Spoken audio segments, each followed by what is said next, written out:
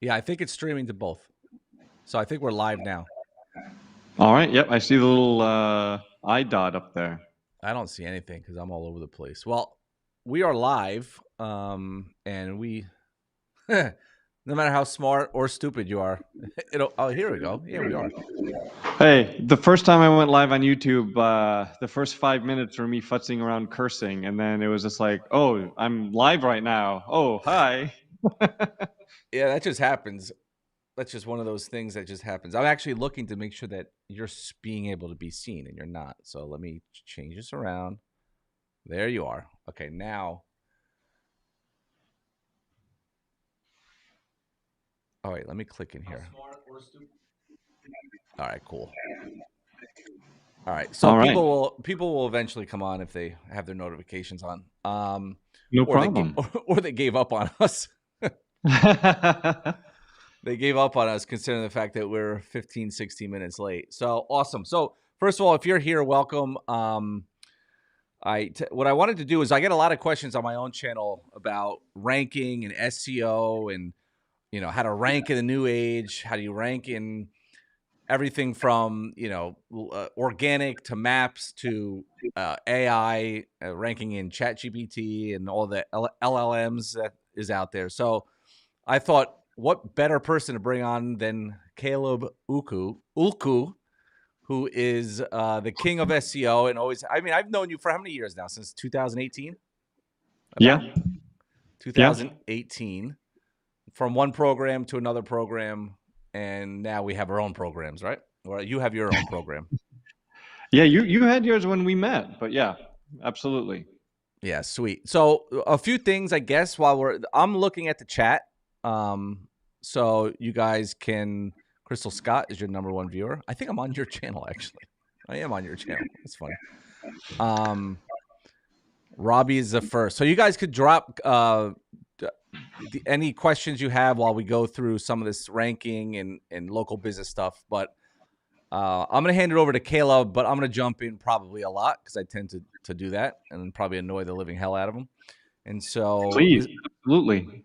yeah. And so, look, to be honest with you, Caleb, you've grown your YouTube, what, 10, 15,000 subscribers in the last, what, 6 to 12 months? Something like that. I'd have to look, but yeah, Spitting out content every week. every single week. Yeah. Not I easy, is it? often joke that, man, if you're starting a new YouTube channel, it's great if you've had it for a couple of years, but for the first 6 months or so, no one watches your content except your video editor and like your mom. Yeah.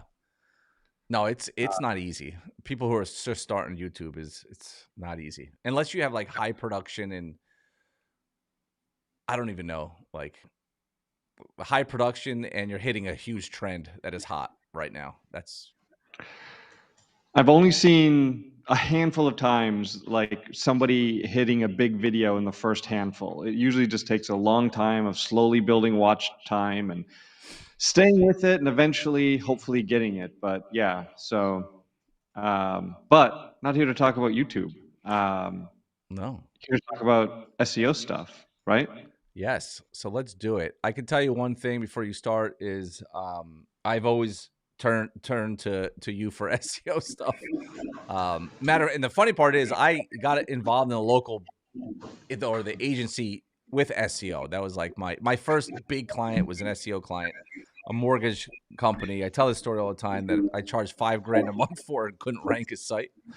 I mean, I went through hell and high waters to get that site ranked. But when you're competing with like Chase and Bank of America and aggregators like Yelp and all that stuff, it's I promised the world and very very under delivered. Well, have you heard the story of my first big client in SEO? No, actually. So my first big client in SEO was an app development company in India. So a company in India hired me to do their SEO. And they hired me to do their SEO. This was a time when I really didn't even know what SEO stood for. This is back in 2015, 2016. I was just getting started, had no idea. And much like you said, I was just like, yes, I can do all of this. I didn't promise rankings. I promised that we would get them a ton of links. Oh, So we started getting all those links, and then one day Google de-indexed their entire domain, which pretty much is about as bad as it gets with SEO. So that was my first client, but that was 10 years ago. I've learned a few more things about SEO in the intervening 10 years. And of course, huge changes in the world of search optimization started in November of 2022. And James, you know what happened in November of 2022? Yeah. Chat GPT. ChatGPT 3.5 rolled out. Before ChatGPT had come out, the focus at my agency was almost exclusively on non-local SEO. But 3.5 came out. We started, playing with it at my agency, using it, and it was pretty clear even back then that informational type non-local searches were not the way to make money online anymore. ChatGPT was going to take over. Writing was on the wall. Since then, that's of course happened. Google has introduced its own AI overview, Right. but when we saw how powerful ChatGPT 3.5 was, we switched and really focused on local SEO starting in early 2024. So February, March, started focusing on local SEO. So I had a phone sales guy, started running some Facebook ads just to see if we could get some local businesses, get them on the phone, talk to them, pitch them on local SEO. And I remember one morning, my sales guy reaches out to me and he's like, "Hey, Caleb, I have a plumber on the phone, or I have a plumber scheduled this afternoon." It was our first one. I was like, "Oh, that's awesome. I'm really excited. First call with the local business owner. That's going to be really exciting. Let me know how it goes." And he was like, "Well, hold on, Caleb. What do you want me to talk to him about? We Right. didn't have an offer. We didn't have pricing." He was like, "What do you want me to talk to this guy about?" So we were just like, "Man, just talk to him, figure out what he needs," right? He saw an ad on Facebook and booked a call with a random stranger. So he obviously needs something. Something. Yeah. So just talk to him, figure out what it is.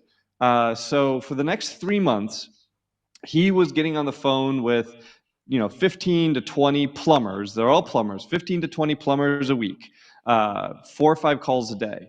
And over that intervening time, we developed our offer, changed it, split tested it, developed it, and then we finally hit on an offer that worked. 6 months after that, we had landed 97 plumbers as clients, and we basically were using all AI to rank them. Mm-hmm. Offer that we were giving them, we were building them a new website, we were getting them a new GBP, and then using AI content, we were ranking the website, ranking the GBP. So let's see if this works. Unfortunately, the ranking tool updated, so I can no longer share the native tool without giving away the client name. And every time I've given away a client name on YouTube, They shut the bad things video down. happen. So Yeah. Yeah. They'll it's shut just the. going to be a screenshot before the interface is updated. But anyway, so this is the before. This is what they look like. You can see the date, February 16th. And then I have to stop sharing. And then let me share the after. So this is the after. And Hold on. again, you Hold can on. see Hold the on. date. This is March 1st. This is 2 weeks later. The average rank position went from 17.5 to 2.3. Can you bring up the previous one because I didn't have you. I have to add the screen share when you do it. Oh, you have to add. No problem. So I'll bring up the previous one. Unless you. Yep. So Yeah. this is the previous one. This was February 16th. Okay. Good. Average rank 17.5. So Got in it. 2 weeks, it was all red to all green, basically. And the method we used, so we started landing local SEO clients, didn't have a huge amount of local SEO experience, no problem. So we started, like, we had been doing SEO since 2015, 2016. We've done SEO for Adobe, Black & Decker, Skillshare. So we've done SEO for big companies, big non-local businesses, hadn't done local before. So we really had to fine tune our local SEO process. So we used the same basic process that we use with non-local. We just adapted it to local SEO. And I'm pretty convinced, I've watched a lot of YouTube about SEO. I don't think there's anyone else who was talking about this method when I started talking about it. Now they might be, because some of my videos have a few views here and there, but it's relatively new. So the overall method that we talk about, we call it internally, we call it the core 30. So if you go and you look at a Google business profile, the business profile is going to have a primary category. Google allows up to 10 categories total, but you have to have at least one. Our recommendation is that you have 3 or 4 categories. Obviously, they have to be relevant. Don't choose something random, choose something relevant. So for plumber, which is the one that we've worked with a lot, we often do plumber as the primary. Then we have drain services provider and gas contractor, or whatever it's called, something like that, for the 3 categories. Then on top of those 3 categories, we want to have 20 to 30 services. Now, a GBP service is a free entry box. You can type anything you want in there. The categories, you need to select one specifically that Google recognizes, but you can put anything you want in the white box for the services. So that gives you 20 to 25 services, 3 or 4 categories. That gives you 30 pages. That's what we call the core 30. And what we want to do when we're building this out is we want to build the website so that the website structure exactly matches the GBP, right? So the closer we can get the website to match the GBP, the more trust, the more authority we build with Google's algorithm, because then Google is more and more convinced that, yes, this is a real business, and this business is associated with this Google business profile, right? I'm trying to see if I can pull up a map, a little Yeah, and map. I actually, you and I were going through this with that electrician client with me when about the core 30 and like building from the main, like what it is, electrician, and then I don't know if you have like a what the hell they call it? Not as like a graph of how it works, like the Found it. got it. Okay. Yes. It's a PowerPoint slide. I'm an engineer by training, so of course it's just a crappy PowerPoint slide. Uh, yeah, so this is in my school community where we break everything down. But let me talk through this. So the most important URL for a local business website is, we call it the GBP landing page. So if you go to your GBP, there's a box that says website. Whatever URL you put in that box is your GBP landing page. For most local businesses, it's just going to be their homepage. For a multi-location business, it should not be the homepage. It'll be an internal page. But anyway, so you have the internal, or you have the GBP landing page, the homepage. Now, this is the target keyword. So the target keyword on the homepage is your primary category city name.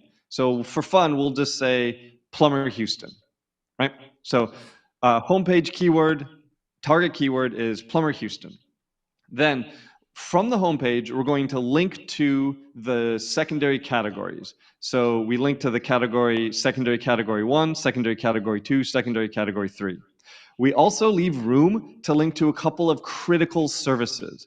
So these are like the absolute most important services that you or your client care about. So for a plumber, this is going to be water heater replacement, and it's going to be main drain line replacement, right? Those 2 services probably represent 80 to 90% of most plumbers' profits, right? Plumbers don't actually want to deal with clogged toilets or leaky faucets. They want to deal with a water heater replacement or main drain line. So we're going to bring these right up and link to it from the homepage. So the way that we do this, when we think about the GBP landing page, we're going to have H2s, which is subheadings, and each subheading is going to be the secondary category and city name. So it's going to No, be something like, go ahead. no, I was gonna say, so like in my simple to think brain, when you say linking, like, are you saying like, you know how like you have you have your homepage and then you have the top where it says like services, it says about us, locations, yada yada. Is that what am I looking at this like category 1 would be one of those, or you're just talking about linking? Like, where do these Right. categories go? Do they go under So these are services? not navbar links. These are plain text links in the text of the homepage, Got it. right? So Okay, your got it. homepage has a subheading for this subcategory, Yeah. right? Gas work for a plumber. And then under that subheading, you'll have 60, 70, 80 words that briefly describes what you do, how you do it for that category. Got In it. that little paragraph, you're going to have a link to another URL, right? So each one of these boxes is a URL, and the Yeah. lines connecting them are internal text links. Got it. So you'll have a link from your homepage to category one, and on category one, you're going to have 1,500 words about that category. And Mm-hmm. on this page, you're also going to have a bunch of subheadings for all of the services relevant to this category. Okay. Give me an example. So so if you have a plumber that you're talking about natural gas work, maybe one of your services is a new oven installation, a new fireplace Got it. installation, Got it. Got it. and front lantern installation. Yeah. So on your category page, you're going to have a little subheading where like oven installation, and then you're going to have 60, 70 words about oven installation with a link to a deep long form page about oven installation. Do the same thing, repeat, repeat, repeat, repeat. And this is why we call it the core 30, because with your 20 to 25 services, 3, 4, 5 categories, you end up with around 30 pages to build this out.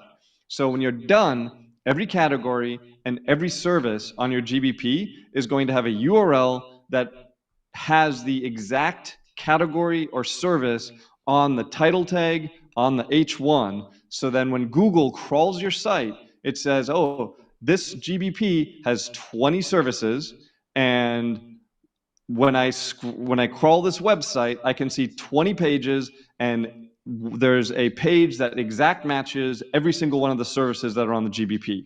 And Mm-hmm. we're going to organize these because when you're doing the services and categories on the GBP, you organize the services by which category they're relevant to. So you're going to organize it on the website exactly the same as it's organized on the GBP. Right. Is that clear? I mean, I know that's super confusing. And sorry if I'm not being very clear with it. Well, I don't. Yeah, it's definitely not going to be 100% clear to everybody. The only thing is because I think when you look at it like this versus what it looks like on an actual site, right? What happened? Did I Oh, I lose you? stopped sharing. Oh, okay. So you want me to add you? Okay. So I'm thinking about it like I'm thinking this graph was how it would look like on a site. So homepage, main categories, a brief description of each one, linking out to a URL that matches that main category, and then sub categories under the main category. Yeah. Okay, that makes sense. So you have homepage, main categories, brief description. I'm gonna probably repeat myself because I just want in case nobody heard me. Brief description of the main categories that are sitting on the homepage, linking out to that. Now, do you now write about that main category on that page You / water heater installation? Yeah, exactly. So you have the little paragraph where you Got it. have the link to the deeper page. And then on that page, the target keyword is going to be whatever that category or service is with the city name in it, right? With the Water city heater name. replacement Houston is going to be my target keyword. So I'm going to write content optimized for water heater Houston as if I'm trying to rank organically for that keyword, even though I'm not trying to rank organically for that keyword, right? One thing that a lot of people get wrong when I talk to them about local SEO, they'll ask about, oh, well, don't I have to worry about keyword cannibalization, or don't I have to worry about duplicate content or things like that? And the answer to all of those questions is no, you don't have to worry about any of that, Yeah. right? Because local SEO, we're not trying to rank URLs. Everything that we're doing, every URL that we create, is done with the goal of ranking the GBP higher, Yeah. right? So I don't care about duplicate content or cannibalization or anything like that because everything is just trying to rank the GBP. Yeah. We're not trying to rank organically, essentially. Exactly. Right. Now, and then on that main category page, after the main description and what they do and blah blah blah 1,500 words, then we below that we have the subcategories of that falls under the main category, correct? Yeah. So there's the primary category, there's the secondary categories, and then there's services. And then Yes. the services all on that one page. So no. So the homepage will have the secondary categories, and the secondary category pages will have the services. So you end up with 3 layers deep. 3 layers deep. Okay, I got it. Got it. Okay. Now, um, you have the now when you have the whole site built out like this, okay?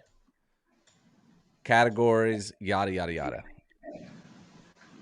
How does the website now I'm asking these kind of questions because I know people are going to have these kind of questions. How does the Sure. website translate into ranking a Google business profile? It's two separate entities. Right. So the rank algorithm for Google Maps, which as of now, mid 2025, has not been impacted by AI. The Mhm. Google Map ranking algorithm is pretty much the same now as it was 10 years ago. That ranking algorithm is based on 3 core factors, right? Trust, uh, trust, relevance, and proximity, right? So we Right. obviously can't do anything about proximity. That's why we do rank maps when we're doing local SEO. How far away are we? It gets worse and worse. The only thing we could do about proximity is potentially hire an unmarked van to move your target customers closer to your office location. Probably not Right. ideal. So we don't do anything about proximity. Uh, Trust is Google code for links, Yeah. right? Not internal links. These are links from other external websites, presumably ones that you don't control, back to your website. So if anyone here is super bored, having trouble sleeping tonight, feel free to go onto Stanford's website. And on Stanford's website, you can find the original PhD dissertation by Larry Page, where he lays out the foundation of Google's algorithm. It's still there, it's public information. Google's algorithm is still highly similar to what he laid out. Obviously, it's more complicated now, but it uses the same philosophy. And Google is a $1 trillion company because Sergey Brin and Larry Page had the brilliant realization to treat the internet like academic papers, right? So when you write an academic paper, the more other papers cite your paper, the more important your paper is. Mhm. So internet, because of Google, works the same way. The more websites, especially trusted websites, that link back to your website, the more Google will trust your website. Okay, that was the brilliant realization that made them, billionaires, made Google $1 trillion company. So trust with Google basically means links. Now, Yeah. we're talking about local SEO. The good news is for local SEO, right? You're not competing with like Amazon. You're not competing like you did with J.P. Morgan Chase. Right. You're competing with Joe the plumber. Okay. Now in Houston, Joe the plumber is probably paying 10 grand a month or more to rank in the top 3. But most places aren't like Houston. And honestly, if you're ranked in the top 3 for plumber Houston, you have a 7-figure business. So if you're paying 10 grand a month for that, that's well worth it, well worth the ROI. Yeah. Anyway, okay. So when we talk about local SEO, there are 2 kinds of links that we talk about. Okay, we're going to keep this super simple. The first kind of link is a low to medium quality link. Nothing crazy, nothing expensive. Generally, we use at my agency a PBN. It stands for Private Blog Network. It's just a low to medium quality link. Those go to every URL we create. So we talked about the core 30. That's 30 pages. You're going to need 30 PBN links. PBN Now, links aren't super expensive. yeah. So now, like, that brings me back to the mortgage client because what I ended up doing was paying Jason. Actually, that's how I met Jason to build me out a PBN network. So then that's how desperate I was. I was like, I don't think I knew where else to get links from, and I don't think anybody else that I knew. And so I was like, you know what? I'm just gonna build my own network. And what a weird way of doing things. Just It's like, very weird. And we had a similar realization. We built our own PBN. It is funny you said PBN network. That's like saying ATM machine. I just have to pause and give right? you a hard time about that. Yeah. But anyway, so these are not high quality links, right? They don't need to be. The reason we need them is because content is free, for lack of a better word, right? ChatGPT made content free. There are so many tools right now where you can link OpenAI's API with WordPress and publish 10,000 articles at a click of a button. So Yeah. Google doesn't really value just raw content anymore, not like they did before ChatGPT.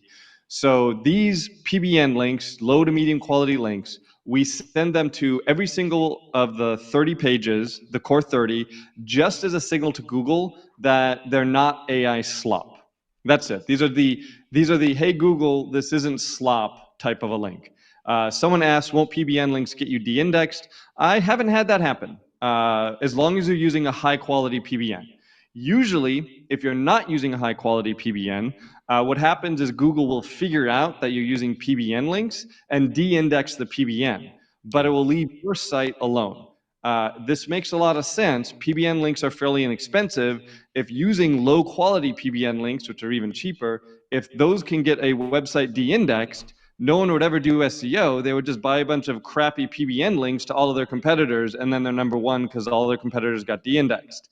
So it's generally pretty hard to get de-indexed just with crappy links because, yeah, SEO is harder than getting crappy links. That's a lot easier. Yeah. So when people say that PBN links, if they get found out, you get penalized, what often is going on is the PBN links get found out, the PBN gets de-indexed, and then suddenly the website that was getting all that link power is getting nothing. So it loses rankings, but it basically goes to where it would have been if you didn't have any PBNs. Right? Am I making sense with that? Yeah. So the Yeah. Yeah. PBNs don't actually hurt you; they just stop helping you, which hurts you. Yeah. Yeah. If you're taking 3 steps forward, you might be taking 2 steps back Yeah. or three. But we're not using any of these PBN links to actually rank anything, right? That's not our goal. That's not why we're doing them. These are just a signal to Google, not AI, right? Google's AI, ChatGPT, none of the AI things care even a little bit about links. So all this talk about PBN links is just for Google's base algorithm, just for local rankings, right? Hopefully no one here is trying to do non-local rankings. If you are, good luck. Hmm. So we're talking about local rankings, okay? Okay, so that's one type of link. That's the this is not AI slop Google link. The second type of link, which is much more important, this is the link that will actually build trust, okay? And this is the link, these trust building links, you guys have probably heard of them if you're in the local SEO space. The number one that we almost always recognize is join the local chamber of commerce, a massive signal of trust. Beyond that, it's going to be things like sponsoring local sports leagues, sponsoring local charities, sponsoring local charitable events. Anything along those lines is going to often come with a link. Make sure it comes with a link before you do the sponsorships. But a lot of that is going to come with a link, and those are incredibly powerful links. We have clients where they're in fairly competitive spaces, and we spent like $500 sponsoring local events, and they're ranked in the top 3 within 2 or 3 weeks. Okay, so these are incredibly, incredibly powerful links. And I used to have them, we used to use that type of link even before AI came out. And I used to have an employee whose almost full-time job, well, hey, we just got a client in Fort Wayne, Indiana. Find me local charities and local sports leagues who are looking for sponsorships who will give me a link. And she would just go on the internet and try to find it. Well, ChatGPT can do that for us now, which is pretty cool. Can I show Yeah. Yeah. a Go ahead. prompt that we use for that? Yeah. Is that Yeah. too Yeah. much? No. No, it's not too much. No? Just let me know when you share it so I can click it. Perfect. Okay, so I click, click, click. So obviously this is in the school group, so it's sharing now. Hold on a second. I'm trying to remove myself. Wait a minute. There we go. Perfect. Okay. So if you don't want to join the group, that's fine. You can, I don't know, freeze frame. AI can probably grab this text, use the prompt. It's a good prompt. We use it all the time. Let me go down, scroll down so you can see the whole prompt. It's quite long. So I say to use it with Claude Deep Research, which if you're using Claude, then if you tick this button, it will do deep research. I can show you what the output looks like here. So we can copy the whole thing, paste it here, and then we're going to change to Fort Wayne. Actually, you know what? Make it mine. Do Wayne. Wayne, New Jersey. Yeah. Now do And in what for business? electrician. Electrician. So this will take a few moments to run. I'm going to turn it to Opus. Opus Sonnet is the one that we use for writing content. Opus is a little bit better for bigger tasks like this. So we'll hit run. That'll go in the background. I'll share Now, again when it's I done. know you're a Claude lover. Now, what about with the release of Chat GPT-5? Like, I know you probably just like, I'm not changing. I'm just sticking with what I know. No, we tried it. We tried ChatGPT 5, and look, it's better than what ChatGPT 4.5 did, but the content that comes out of Claude, I still think is better than ChatGPT 5. Okay. That being said, we still use ChatGPT, if I could speak, Yeah. ChatGPT 5 for a variety of other topics, but for just straight up content writing, Claude is our go to. And the reason I'm running this in Claude and not ChatGPT, I will say that if you run this prompt in ChatGPT with the deep research, you're going to get more options. It's going to be more thorough, but it's going to take like 15 or 20 minutes to run. Claude will run this in probably 5 minutes. So it's still Hmm. going to take a minute. Um, but this is incredibly powerful. I love this. It saves so much time of our team. We can just basically run this, join a couple of sponsorship events, because the prompt is going to make sure, I mean, double check, right? AI tends to lie all the time. So double check. But theoretically, the prompt is only going to give you opportunities that will give you a link in exchange for a sponsorship. So yeah, I think I mentioned James to you at one point. We had a personal injury attorney out of New Orleans, and they were like sixth, seventh average rank position. And he wasn't a New Orleans Chamber member, so he joined the New Orleans Chamber. We sponsored his daughter actually played softball, so he sponsored her 9-year-old softball team. Got his firm name on the softball T-shirts, and then he sponsored the Bayou Bash, Hmm. which is an event in New Orleans, and he went from like 5 or 6 average rank to 2. Yeah. I mean, and that's such an easy thing to do. You should be doing it anyway. You know what I mean?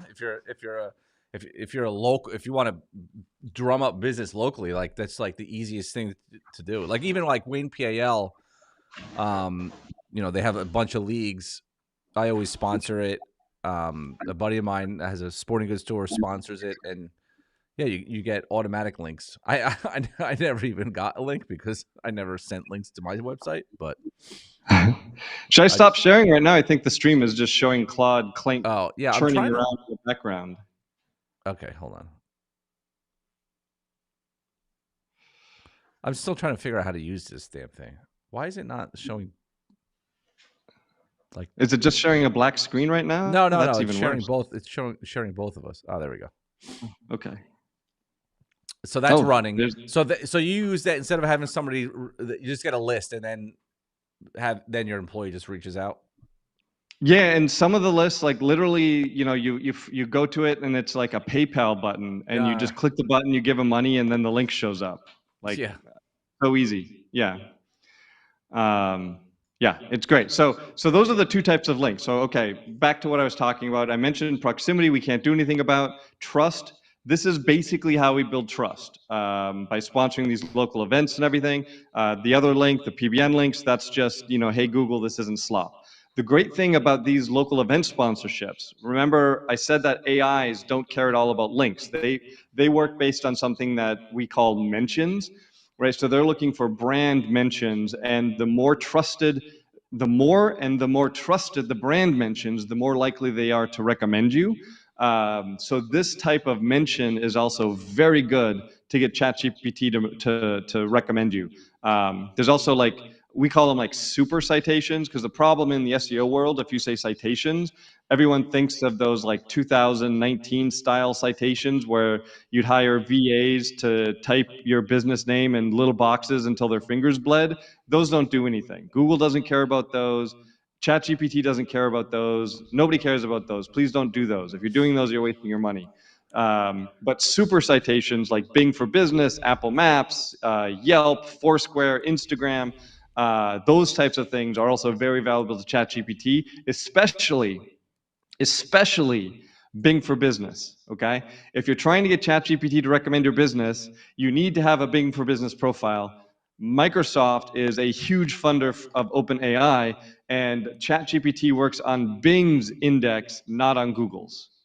Got it. Which then segues you eventually into ranking and having ChatGPT recommend you and all that stuff. Yeah, exactly. So those are the two things. The third one is relevance. So when we talk about relevance, we break it into two subcategories. We have topical relevance and we have geographical relevance. Now, for 99% of businesses, you're going to build the topical relevance you need with the core 30 that we've already talked about. That's going to be sufficient topical relevance unless you're trying to rank in like New York City or Houston or something like that. 99% of businesses, that's all you need for topical relevance. Then we talk about the geographical relevance. And to get the geographical relevance, we basically have to build, well, geographical content. And I can show an example of that, but our prompt finished. Should I share and show Yeah, you yeah, what go it ahead. came up with? Yep. Here we go. Wayne, New Jersey electrician. All right, so it's saying there are exceptional opportunities, James, for Okay. your town. So of course it's recommending the Wayne Chamber of Commerce. Excellent. And hey, the Wayne Day, the town's premier annual event, that's accepting sponsorships. Do you know what that event is? Wayne Yes. Day? Yes. All right, so you can sponsor that. You can also do something through the local universities, the Yep. government. And here we go. Minimal investment. Join the Chamber of Commerce. Tap into Wayne, local media opportunity with publisher, actively seeking local business content, and explicitly providing backlinks in the articles. Then we have a link so that you can reach out to this person, talk to them about that. We can keep coming down. Here's a link to that university. JC Promotions provides confirmed backlinks to the local sponsorship, $750 per event, and then we got some links there, so we can give them $750 and get that event. Then we have so anyway, this just keeps going, going. Yeah, so this is what this prompt outputs. It's just basically look at this: Wayne Public Library community programs and business resource directory listings. Yep. Right, that's free. Right, you can go to the Wayne Public Library, create your business directory, and I mean, the Wayne Public Library is probably a fairly high trust domain because it's a public library, so it's probably on a .gov domain or something like that. So yeah, this is why we love this prompt. That's great. That's awesome. It's giving me a bunch of ideas Oh, already. someone had a good question. Should the Chamber of Commerce and sponsorship links go to the client's business homepage? So the way that I would phrase it, those should go to the GBP landing page, which usually is your homepage. But if you have a multi-location business, then you might be joining multiple chambers of commerce. Each one should go to the relevant landing page for that business. Now, local chamber of commerce can be stretched. The New Orleans personal injury attorney, we joined every chamber of commerce within 70 miles. Hold on. You're breaking up. Hold on one second. You're breaking up.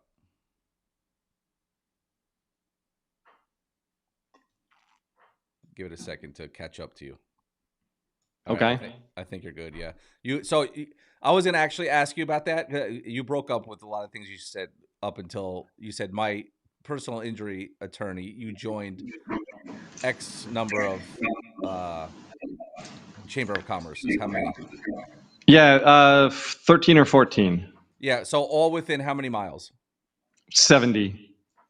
Yeah. So I was gonna ask you, like, if I'm an electrician in Wayne, but I also serve like 15 towns around me. Does it matter where it comes from? So I'm not going to say that you're more likely to rank in the town that the chamber is that you got the link from, right? Right. So, for example, one of the chambers that we got the link from is like in Mobile, Alabama, right? Yeah. He doesn't rank in Mobile, Alabama, and he's not going to. It's very, very hard to rank in a city different than the city your GBP is in. Got it. So, it's really just to get the authority link from a reasonably relevant local chamber. Got it. Somebody asked the three cores: trust, proximity, and relevance. Yes. Yep. With trust being links, relevance being the content you're producing, and then proximity is how far away the searcher is. Yeah, Yeah. and then the marketing show. I think that's James Hurst. I think that's James. What's up, James? How much total would you spend on all these links? Good question. So it depends on the client's budget, right? So PI attorney in New Orleans, right? New Orleans is a fairly large city, not huge, but it's like 700,000, something like that. And typically, PI attorney is one of the most competitive Profitable. spaces for Yeah. local SEO. So if you have an attorney in a city as large as New Orleans for PI, trying to rank for personal injury attorney in New Orleans, they should at least be paying you $5,000 to $7,000 a month to make that happen. So if I'm going to join a dozen chambers of commerce, each one is like 200 or 300 bucks. That's $3,000. That's half of what he's paying me for 1 month. Yeah. Yeah. It's a no-brainer. Now, obviously, if I'm trying to rank for plumber eclectic in eclectic Alabama, I don't need to join 12 chambers of commerce to rank in eclectic Alabama. Yeah. I don't It need just to do anything except create a GBP and to rank in eclectic Alabama. I with the think core 30. 8,000 people live there. With you got to have the core 30 though. Not if you're ranking, right? If you're ranking, you're done. But yeah, Preferably. nobody's on. That would be like, hey, watch me rank for snow removal Miami. See how easy local SEO is? That's funny. Yeah. Yeah, that's funny. So you got core 30 starts with the site. You got the core 3, which is relevance, proximity, and trust. What else you got going on? What about name, address, and phone number? So that's where we talked briefly. I mentioned citations. Yeah. And that's where we're going to want to get those like very high quality citations. Let me pull up the list real quick here. So you're not using Bright Local to get citations.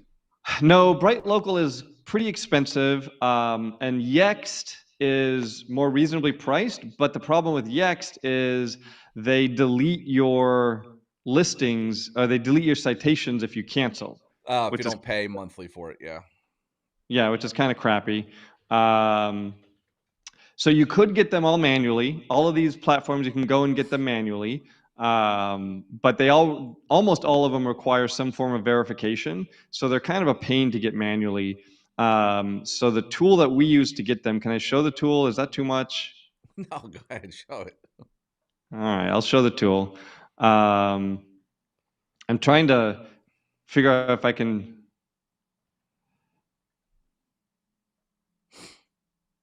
And I will say, while he's pulling that up, like obviously, there's training that goes along with this. I'll drop the link at the end. Caleb has a whole school training that literally will step by step walks you all the way through this. I mean, it's literally a no brainer.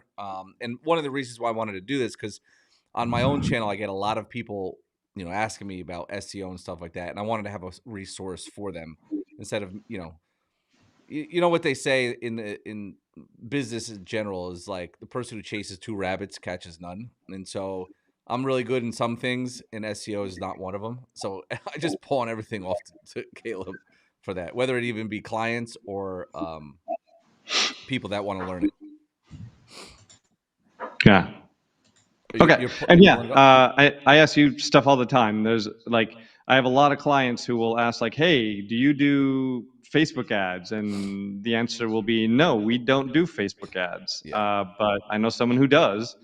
Okay, so this is the tool. Tool's called LeadSnap. Um, and basically, it has API connections to 51 different listings, and it's Mm. Apple Maps, Bing, Google Assistant, Siri, Alexa, blah, blah, blah, like all high quality citations. And you turn it on with one click, and then it syncs to all of these different places. And like with Bing, right? To normally get a Bing, you need to go through verification, you need to get a postcard. Same thing with Apple Maps, verifications, and all of that jazz. This just links it up and it creates an exact copy of your GBP. It takes like 4 minutes. So this is basically what does all of our citations. It's $20 a month. I know the owner. I know you know the owner too. Yeah. Hopefully, he won't be too annoyed if I say it's $20 a month. But if you cancel it, the tool does not delete the citations. It doesn't delete it like some other tools do. So take with that what you mean, or Yeah. take with that what you will. Yeah. Yeah. Lee Snap. I remember when he created that. He spent like years building that thing. Oh, he's into this tool for yeah. He spent years. It does a lot of other stuff too, and we use it for a lot of other stuff. But the citation functionality is what got me really pumped about it. Because not only does that help you rank on Google, it also helps you get recommended by ChatGPT and by Google's AI overview. Yeah. And so, do you want to segue into kind of that and give a couple tidbits on that before we go too long and people need to rewatch the replay? Sure. So are there any good questions? Let's see. Yeah. Six-toed feet. That's a fun name. Do you pay for the Chamber of Commerce membership out of the monthly fee, or do you ask the client to pay? Generally, I pay for it out of the monthly fee, right? If we're doing SEO for a client, it's so there's this funny thing that people hate being nickel and dimed, right? So you've been in New York City, James. Yep. I You've was just taken a New there. York I was City just there taxi cab. yesterday at a Go High Level event last You've night. taken a New York City taxi cab, not an Uber, but like the old school Yeah, taxi I cab. have. Yeah. So if you were to design the worst possible pricing system for human psychologically, it would be the pricing system for New York City taxi cabs. Yeah, time and mileage. Like it. And it just sits there and goes up 10 cents, 10 Oh yeah, cents, yeah, 10. yeah. And it's infuriating to sit there and watch it tick up slowly over time. People hate that. So we don't nickel and dime our SEO clients. We say, hey, here's the price for a fully managed campaign, and then we take care of everything. Chamber memberships, they're usually based on the business size. And if you're the one joining, I don't know, maybe you can use your business, but then put their business name and their link in there. If they happen to have a giant business, whatever, you can figure that out. But most of the time, the chamber memberships are a few $100 a year. So I just pay for that out of their monthly. Okay, geographical relevance pages. So that's a good question. Should we talk about geographical relevance, or do you want to talk about No, ChatGPT? let's do that. That's like what, service pages and stuff. No, the service pages are for topical relevance. So let me pull up a rank map, and I will share my screen. Go ahead. I'll just All wait right. so I can click it. All right, we're good. So this is not a client of mine. This is just some random plumber in Fort Wayne, Indiana. If you guys ever watch my YouTube channels, I talk about Fort Wayne, Indiana a lot. I've never actually been there. I don't know anyone who lives there, but Fort Wayne, Indiana just seems like a perfectly generic Midwestern town. If you're from there and that's really insulting to you, then I apologize. Okay. That's by Fort Wayne, Indiana. So this is the heat map for Stanton Plumbing, the local rink map. So the way this works, obviously, if you were standing right here and you searched for the target keyword, which is plumber Fort Wayne, if you're standing right here, Stanton Plumbing would be in the number 2 position. And then each one of these dots is 1 mile away. So 1 mile away from Stanton Plumbing's address, they're in the 5th position. If you're not in the top 3, you're basically invisible. So this rank map is pretty bad, right? So if I looked at rank map like this, then I know we don't need to talk about geographical relevance because they don't have enough topical relevance yet. Okay, you need to have a decent amount of topical relevance before geographical relevance starts to become important. So what I just did, when you run this local rank map with lead snap, you can actually pull up all of the competitors and you can pull up every single one of the rank maps that you want to. So it's pretty cool. And what's also great is it's going to sort average rank, but what I like is sorting by the top 3%. So this is the percent of the rank map that this business is in the top 3. Okay, and that's great because again, right, top 3 means that you can be seen. So a rank map that looks like this, 20 to 30 to 40% in the top 3.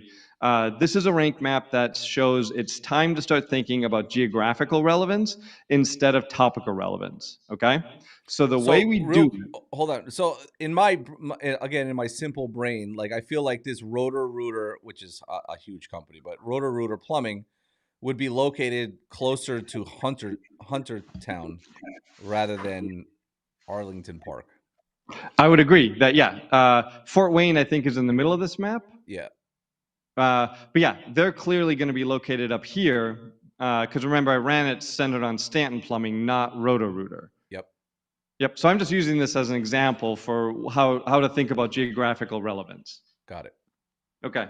So the way that we do geographical relevance is we're going to focus on 4s and 5s right? If we took like this 10 and did a whole bunch of work to turn this 10 into a 4, we might feel really good about ourselves, but the plumber's not going to get any more calls, right? 4 is invisible. Moving from 20 to 4 doesn't mean anything. If you don't Yep. move into the top 3, you're wasting your time. Yep. So I want to move from 4 to 3 or from 5 to 3. That's what I'm focused on. So I'm going to look at these 4s, 5s, and I'm going to focus on that. And what we're going to do, I'm going to zoom in, and you can see this is a good example. So this number 5 is right next to a neighborhood that Google is calling Concord Hills. So that's great. And it's also very close to Sunnybrook Acres. So I might do both of those. So what I would do is I would write an article for this website. Target keyword is Plumber Fort Wayne. So I'll write an article, and the target keyword for that article is going to be Plumber Concord Hills Fort Wayne. And then I'll Mm. write another article about Plumber Sunnybrook Acres Fort Wayne. Mm-hmm. And those articles are going to talk about how the plumber does jobs in that area, how they do projects in that area, maybe show some before and after photos. They can be AI generated of what projects look like in that area. Then we're going to provide driving directions from Sunnybrook Acres back to the GBP address. And in the other one, we'll provide it from Concord Hills back to the GBP address. We'll write another one on Brookside Estates. We'll write it on El Dorado Hills. All of these different neighborhoods, we're going to write geographical content to target that neighborhood that Google is recognizing, because this is Google Maps, for the keyword Plumber Fort Wayne. Am I making sense? Is that Yeah, I mean, I can't imagine how many articles you're going to need to have to hit every town.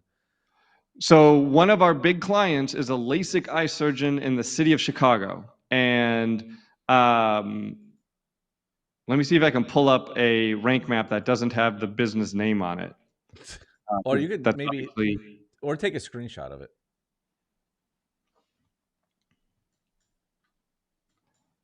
Let me do. Right. So what we did, I'm just going to delete a bunch of stuff here real quick. How do I get rid of this stupid? Here we go. Excellent. Okay. So let me share the before and after. Oh, ooh, I caught it.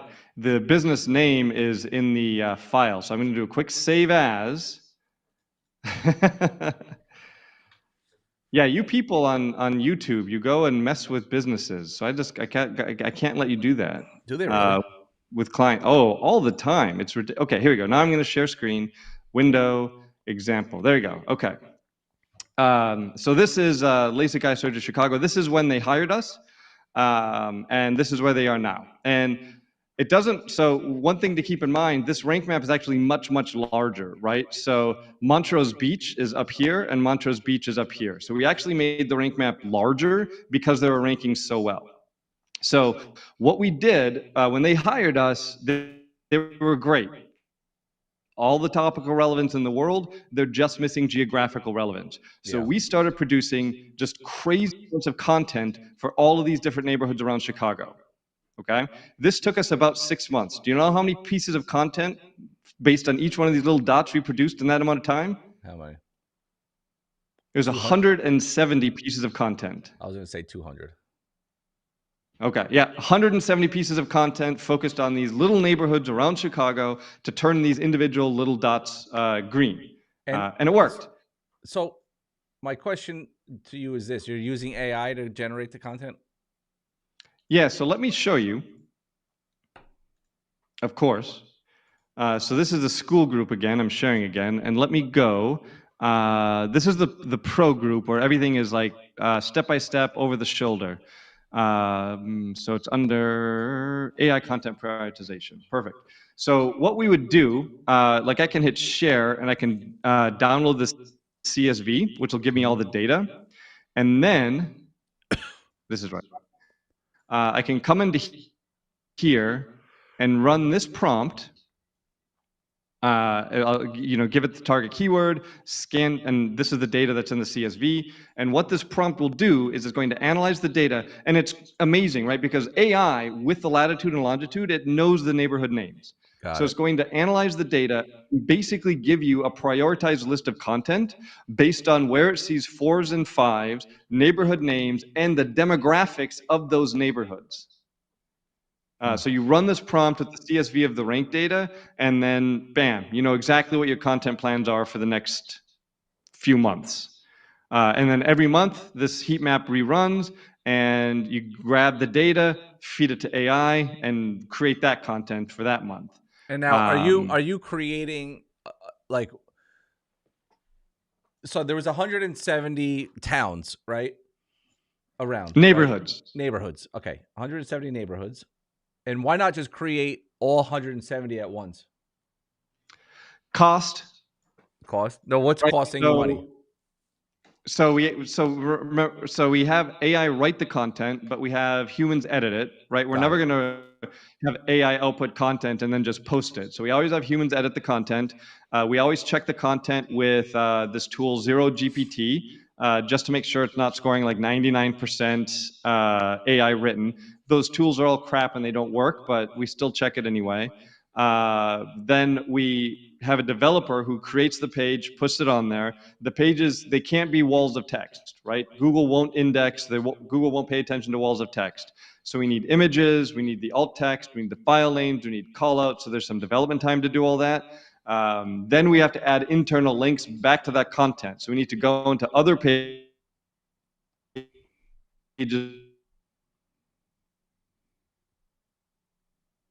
You froze again, by the way. I don't know if you could hear me.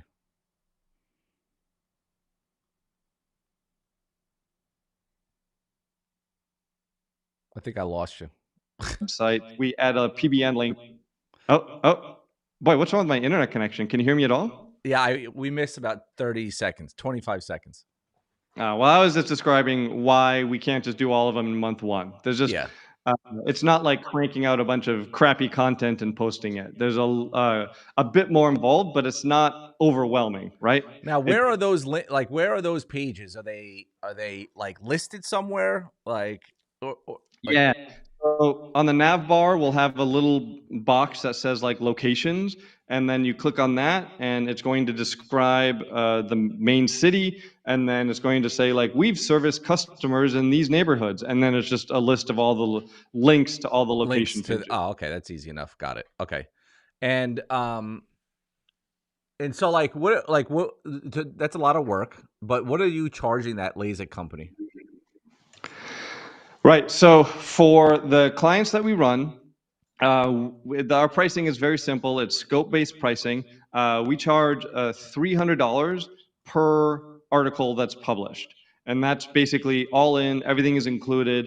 That we'll also do the citations. We're going to do the powerful link building stuff like that. So if a client comes to us and we say, okay, looks like you're going to need 20 new articles a month, then we're going to say our price is $6,000 a month.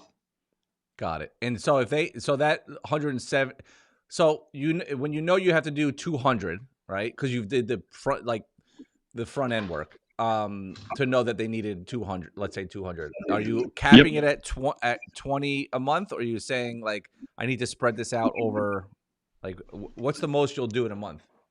Right. So we'll do as many as they have a budget for, right? Got it. So Got it. if they need 200, then that's a $60,000 engagement. So if we say, hey, we'll do this next month for $60,000, and as long as they pay the invoice, we'll get it cranked out. Most of the time, we're going to spread it out over 6 to 9 months. Got it. And then after that's done, what happens? Any ongoing SEO? So after that's done, we basically just watch that local rank map. And anytime we see something turn from top 3 to below the top 3, like, okay, another piece of geographic relevance we need right there. So every month we're still checking on them and making sure that everything is still green. And if everything is green, then maybe we don't publish any content because we don't need anything that month. And then But there's no cost. then there's no cost, right? Got it. So you're actually doing it almost like an article based, like, Yeah, and I will say that so I think that I pay my employees well. They're all fully remote, and I pay like $45 an hour.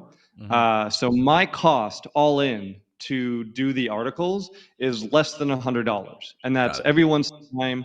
That's the link sourcing. That's everything involved. So now I've just given what my profit margin is. But a lot of that profit margin, of course, goes to managing the client, goes to like joining the chambers and all of this other stuff.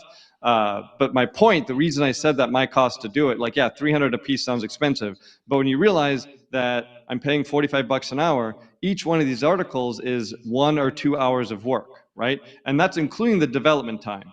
You can find a developer on Upwork for 10 bucks an hour Yeah. and get rid of that. So if you're a local business owner doing this yourself, you can crank the core 30 out in a couple of days. Yeah. So now, if I'm thinking about it from a simple perspective, not a LASIK eye surgeon or a plastic surgeon or a PI lawyer, but if I'm thinking about it for like blue collar, like home improvement, contractor, kitchen replacement, things like that, which is could be a contractor. Um, maybe that's high end too. So what about like electrician, plumber, um, you know, tow truck? I forget tow trucks.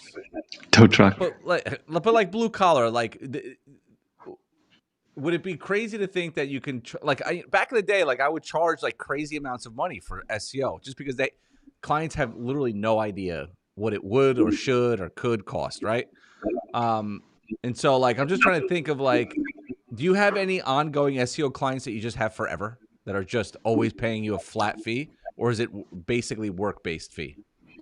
No, a lot of them are just ongoing forever, right? So, in my experience, an SEO client that's been with you for 6 months is likely to stay with you for years. Yeah. So, I have multiple SEO clients that have been with me for years. But you're still charging them even though you're not doing any work, or you're always doing some sort of work.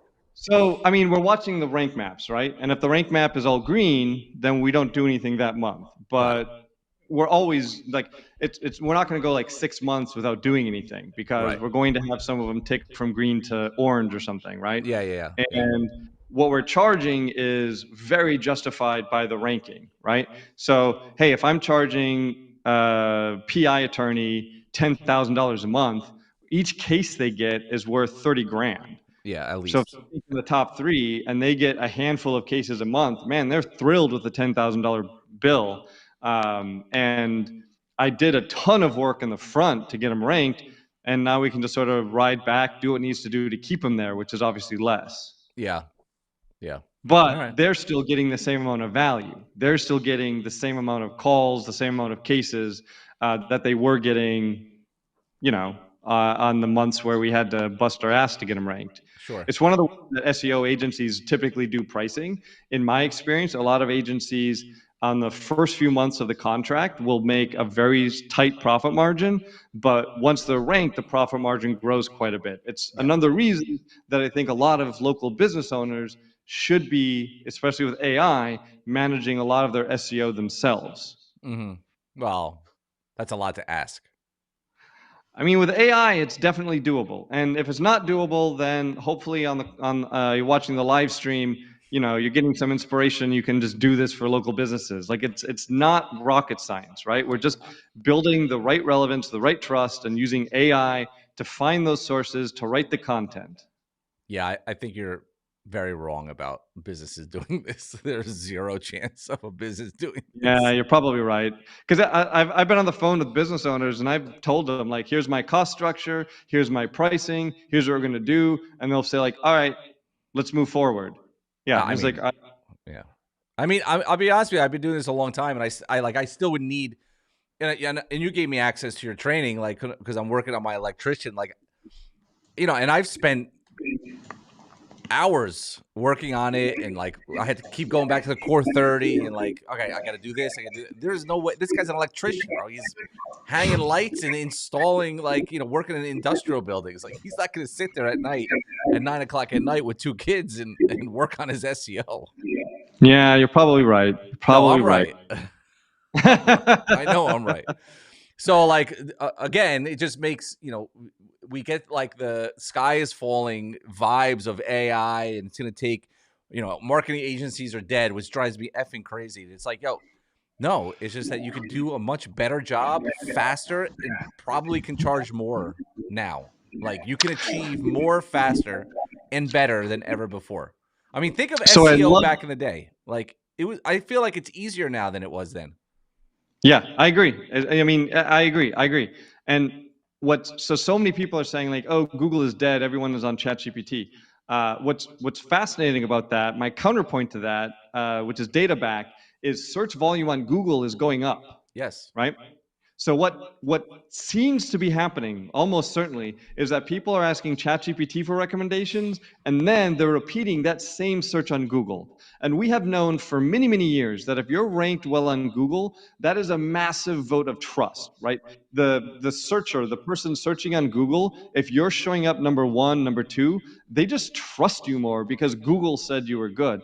Now, if you have Google recommending you and you have ChatGPT recommending you, your close rate as a business owner can go up. The calls become easy, right? I've listened to calls of clients of mine who are recommended in both places. The person calls and just says, "Hey, when can you come here?" Oh, that's what the price is. Okay, sounds good. Yeah. Because ChatGPT said they're the best and they're ranked number one on Google, Yep. right? And the great thing is, as long as you're doing ChatGPT is usually easier to get recommended than Google because we don't have to worry about links the same. But with ChatGPT, there are a couple of things that you have to do that you don't have to do to get ranked on Google. So it's a little bit different, but it's easier to get the ChatGPT rank because no one knows how to do it, right? Yeah. So I We guess share a little bit, like like you did with relevance, proximity. Like, is there do you have a core something when it comes to ranking in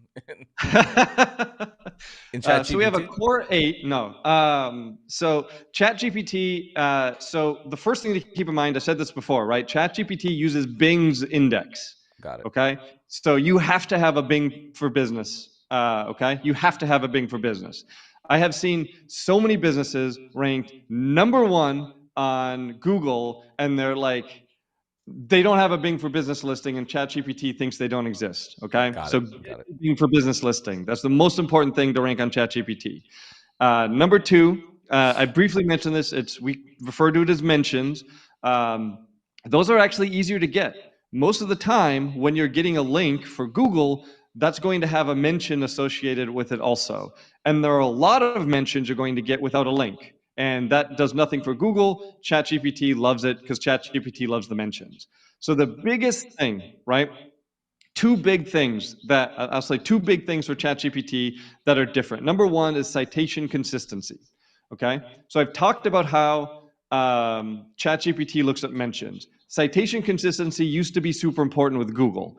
It stopped being important with Google probably 4 or 5 years ago, or in the early 2020s. We stopped caring about citation consistency.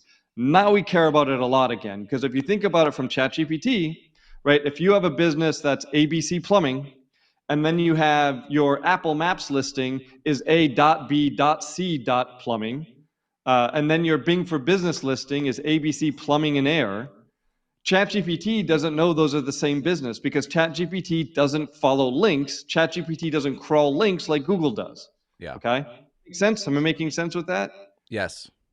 So citation consistency is like so important for ChatGPT, not important for Google at all. So that's a big one. And the second one, because remember, like all of this is based on ChatGPT is bad at crawling the internet.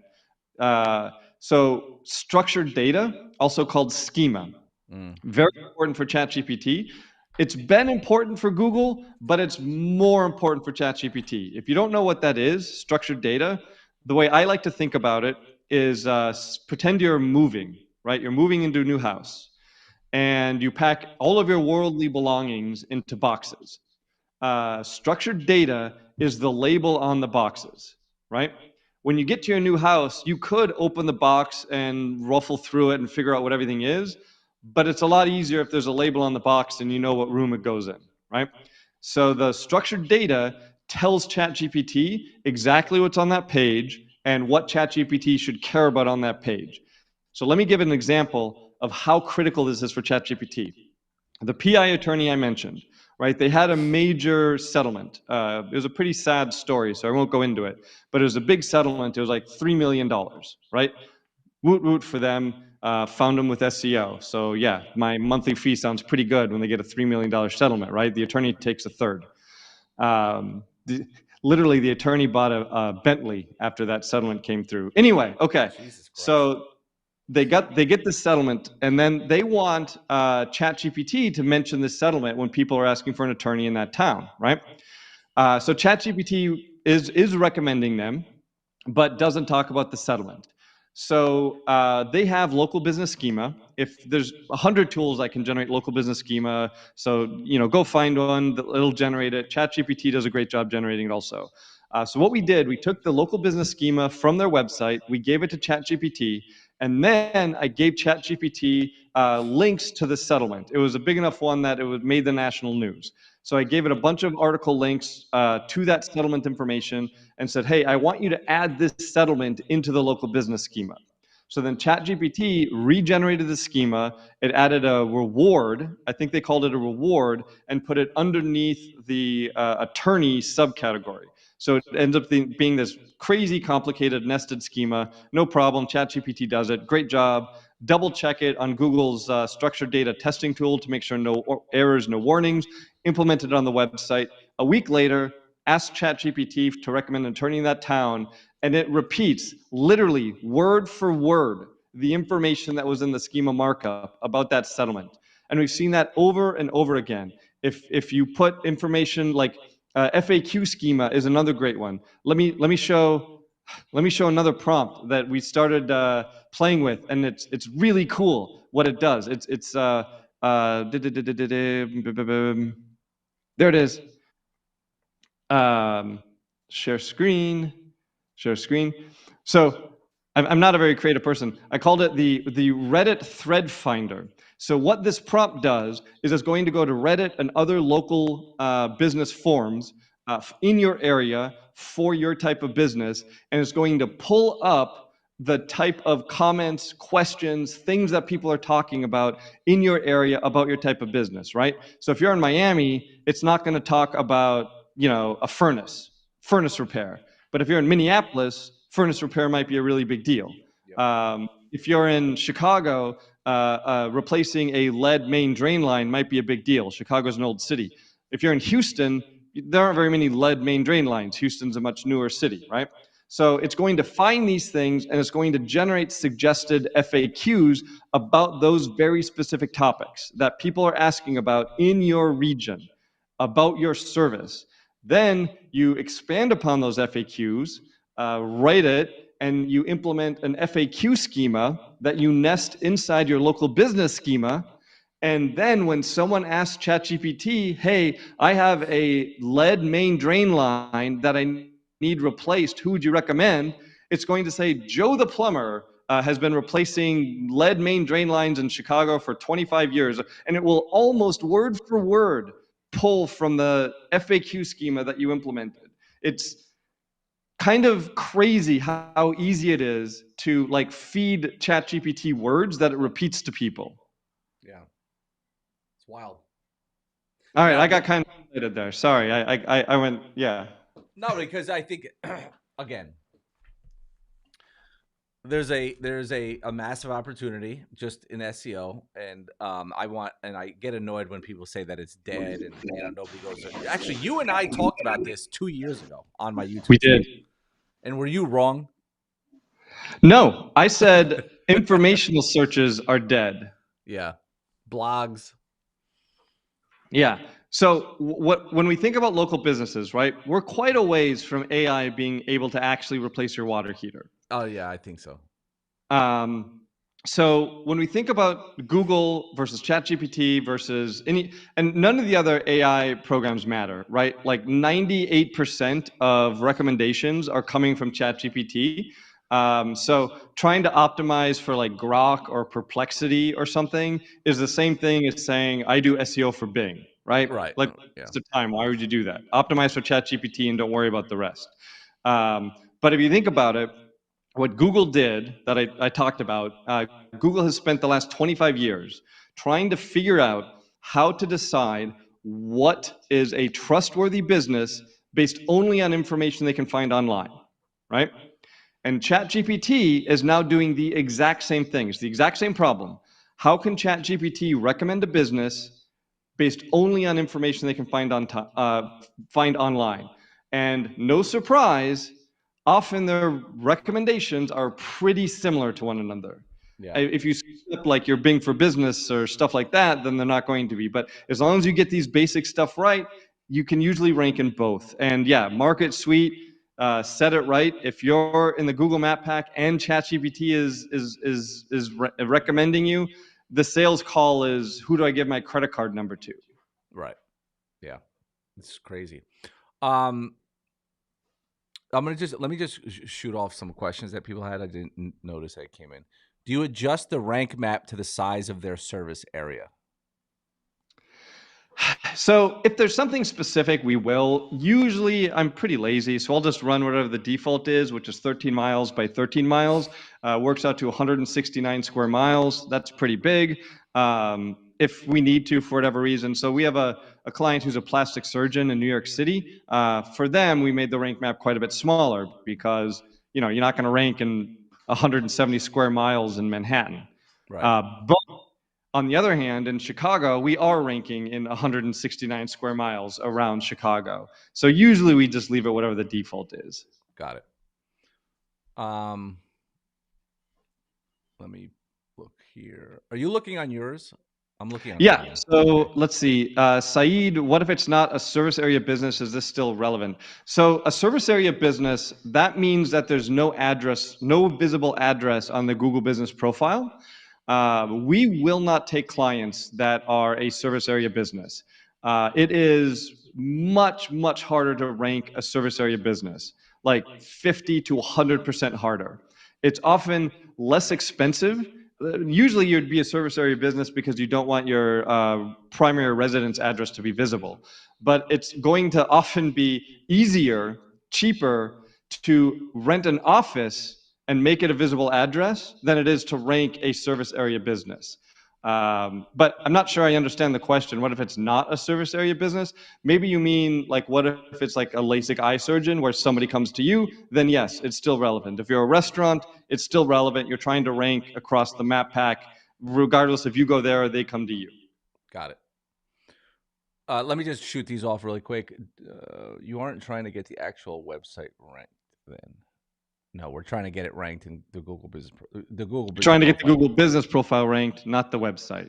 Okay. And real quick, just because somebody did ask, this is a very good question. Carrie asked, what's the difference between, I guess they went and looked you up, the $27 per month school and the $197 per month school? What's the difference? Right. So the 197 is like over the shoulder, step by step. This is exactly how we do local SEO at my agency. The $27 group has a bunch of AI prompts, all of which I featured on the YouTube channel. It has a course called Modern SEO, which sort of gives the basics of what modern SEO is, ranking for AI, using AI to rank on Google. And both of them have a community, and I'm active in there. I try to answer every single question. The pro group, we do a weekly Zoom call where anyone who wants to join can. We answer all their questions. We do that in the Modern SEO group, the $27 group, but that's only once a month. Got it. And I actually dropped a link because I know somebody was asking me for the link. So I dropped a link also on my YouTube channel. If you're on Caleb's, he could drop his own link. Um, or his link is probably everywhere. But I'll say that I'll say this because I don't want to. Is that I actually use? I'm in Caleb's group and I follow his instructions through the school community for stuff that I'm working on in my own agency. But I do want to actually ask you this question. I know you get a lot of clients on Upwork. Okay, Yeah. what? That's how I built my first seven-figure agency on Upwork. Yeah. Yeah, and so my question is this, and because this is going to be, I'm actually starting to do this for myself. Why not rank in your local area, your own marketing agency? I feel like this is Yeah. like the So most hidden gem for even in my coaching program, the local marketing vault. You know, everybody's like, I can't get clients. I can't get clients. How do I get clients? It's like, yeah, we give you 9 ways to get clients. Upwork is like the number one way. Warm market is another way. Double tapping, trials, on and on. Local BNI groups. I mean, there's a million ways, right? So it's just people just are scared. But when an inbound lead comes, it's a lot yep. easier conversation. What's your thought on that? Absolutely, and that's a method that we talk about quite a bit. Like build an agency website, use these same methods to rank it. One of the challenges with ranking an agency website is often SEO agency websites are what I like to call as overlinked, meaning they have more links than you would expect given the city size. The reason for that is a lot of SEO agencies will put links from their client sites back to the agency site. So they end up having a lot of local authority links just because they're doing that. But if you're in an area that doesn't have that, or if you're in an area that does have it and you just joined a bunch of chambers to get over it anyway, the conversation that you have with people who found you on Google is a much easier conversation than the one that you have with people that you ran ads to or something like that. Yeah. Yeah.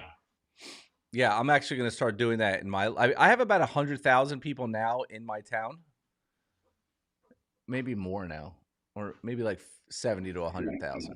And there's literally no marketing agencies here. Oh, well, perfect. Yeah. There's Now the like search volume is low, but you might get 1 or 2 inbound leads a month. Yeah.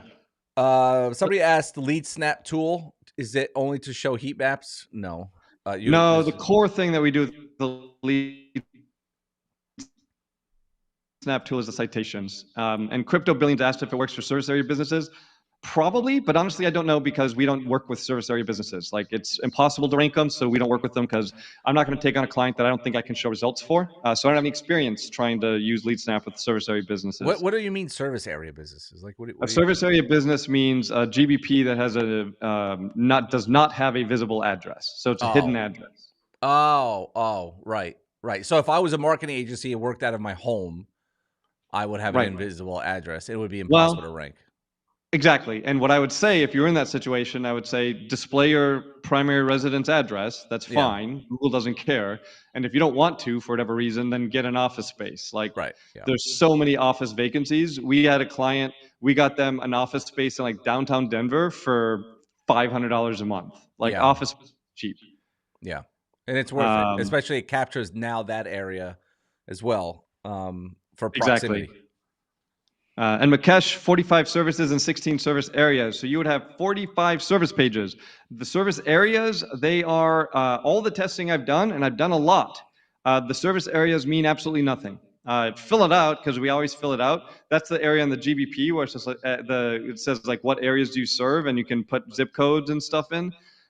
So I mentioned we had 97 plumber clients in 6 months. So sometimes they don't pay their invoice, and that I see as an opportunity to do some split testing to see what happens when we do things. And one of the things that we tested was, hey, what happens if the plumber is in California and we put a bunch of zip codes for Manhattan in their GBP?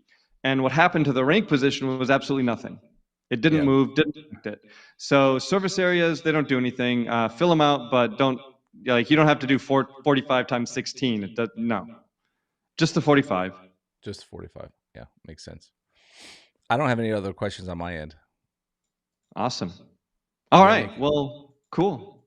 Yeah. So I dropped a link. If you, I mean, honestly, you can go back a year, and what Caleb put together in this 197 a month group is a $10,000-$15,000 coaching program, in my opinion, for $197 a month. And like, if you need it for 6 months and then you learned it all yourself, so be it. If you need it in 3 months, but you're definitely gonna learn a ton of stuff. I use it, and I've been in the game since 2014.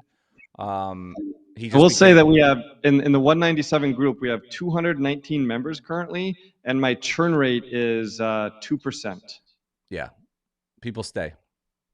People stay. Yeah, it's a lot easier. It's a lot easier to, in my opinion, to pay 197 a month to constantly have that to turn to, rather than try to create your own. Create all of that same content for yourself, for your team, and then eventually, I mean, you just copy and paste prompts. What core 30 laid out for you. So And if you have any questions, we do a weekly call. You can post it in the group. You can send me a message. Yeah. yeah, so that link is pinned. And Carrie asked again, what tool actually creates the heat maps? LeeSnap will create the heat map. It does multiple things. It also has a CRM, but I don't use the You don't CRM use that, and functionality. But and yeah. uh, and to get the you probably have a link in there as well, right? To join LeadSnap. Yeah, I do have a LeadSnap affiliate link. I know it's an affiliate link, but if you do decide to check it out, the affiliate link will actually give you, it'll double the free trial, and it will give you half off the first 3 months. Oh, there Um, you go. so it's a pretty good affiliate deal. Patrick owns LeadSnap. He was willing to work with me on, because yeah, it always feels so scuzzy to be like, here's my affiliate link. You know what I mean? Yeah, Uh, but if they're gonna go buy it anyway, why not? Yeah, well, I'll give it to you, and we'll track anyone who signs up from this. We'll make sure. Yeah. All right, yeah, and I have the link too. I'll drop his link in the. Actually, once this thing ends, does it have like a description? Whatever, I'll figure out how to get that link. But it's in the course. His link is pinned on my end. I'm good. I think we went deeper than I thought we were gonna go deep as this. Yeah, that was a bit more than I was expecting. My kids are probably wondering where I am because I got to go make them dinner. Oh boy, why your wife's working? She is. She's working tonight. Wow, it's a late But night, they're playing Civilization 7, so so they don't care. they're probably excited that they get to play video games later. Yeah, the Xbox is an excellent babysitter sometimes. No, no, it definitely is. My son plays something on his computer. I think he's still playing Fortnite, believe it or not. He's 13. Fortnite. Hey, I mean, there's nothing wrong with falling in love with something. Yeah. I'm trying to I want to sign him up for that like AI kids course. There's like a kids course you can sign him up for. Kids, it's My son, okay, so I've been talking about this quite a bit, right? So I don't know. This is a whole other topic. Maybe we need to do another live stream. But just real quick, I just got so entry level hiring is like way down across everything, yeah. across all big companies. So I mean, I'm glad I'm not in college right now. I'm glad my kids aren't in college or in high school. They're a little bit younger, middle school, elementary school. But it'll be a tough time to try to find a job right now. And what's happening, so the AI can't do people's jobs, right? Like you can't use AI to just replace someone. What's happening is they have experts who are running AI and then replacing 10 or 15 new Yeah. hires. Yeah. Right? Um, so to get hired, to be valuable in this world, you basically need to know how to run AI. You need to understand the limitations of AI.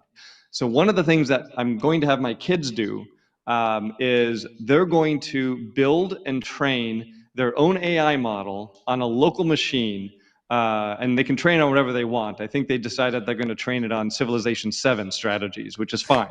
The point is, like, understanding how to build and train a model is so much more valuable than probably anything else they're going to learn in school for where the world is going. One of their teachers gave them an assignment, and it was just like, write a paragraph describing the relative location of Florida. And the teacher said, feel free to use ChatGPT for this assignment, which is a sign that the teacher has never used ChatGPT, doesn't know what it can do, Right. because that you just screenshot or take a photo of the assignment, give it a ChatGPT, and you're done, right? Yeah. There's more interesting, better questions if you want the kids to engage with ChatGPT in a way that engages critical thinking skills, like even just like, okay, what sources did it use? How did it come up with those answers? Yeah. Right? But the teachers don't know how to incorporate ChatGPT because it's so new. So anyway, I would 100% support getting your kids into like these beginner AI courses and get deeper and deeper. The only downside with building your own model on a local machine is, damn, the NVIDIA graphics units are expensive these days. Yeah, I was gonna ask you, how the hell do you build your own model? I don't get I don't understand it. Yeah, so you can download like the PyTorch. It's coded in Python, but Claude, ChatGPT can do a lot of the heavy lifting for the coding up front. And Got it. then when you run it on your local machine, you can see how it's using the different resources, the GPU, and you have to work to optimize that. You give it a data set to train it on. So yeah, it's a whole big thing. But man, I think that would be so valuable to learn versus just typing things into the box like 99.9% of users. Yeah, I don't know. I might just be typing things into a box. Oh, I type things into box. I'm not learning how to do all that. That's what my kids can do. Yeah, exactly. That's funny.